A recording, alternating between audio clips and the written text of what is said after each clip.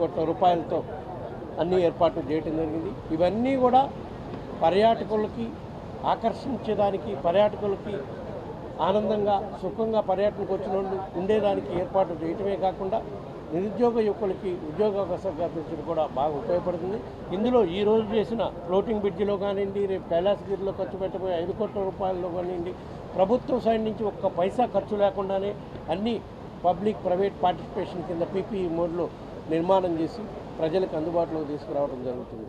ఎందుకంటే రాబోయే రోజుల్లో విశాఖ నగరం దక్షిణ భారతదేశంలోనే కాదు, దేశంలో కల్లా టూరిజంలో అత్యంత ఆకర్షణీయంగా నగరంగా అభివృద్ధి చేయడానికి మా ప్రభుత్వం కట్టుబడి ఉంది. రాబోయే రోజుల్లో ఇక్కడి నుంచి పరిపాలనా రాజధాని కూడా మా గౌరవ ముఖ్యమంత్రి గారు ప్రారంభించే కార్యక్రమం ఉంది కాబట్టి, ఇక్కడి నుంచే ప్రభుత్వం నడిపే కార్యక్రమం ఉంటుంది కాబట్టి ఈ నగరాన్ని మంచి పర్యాటకులను ఆకర్షణీయవంతంగా ఈ నగరాన్ని డెవలప్ చేసేయడానికి మా ప్రభుత్వం కట్టుబడి ఉందన్న దానికి ఇది ఒక నిదర్శనం అని చెప్పి సందర్భంగా తెలియజేస్తుంది.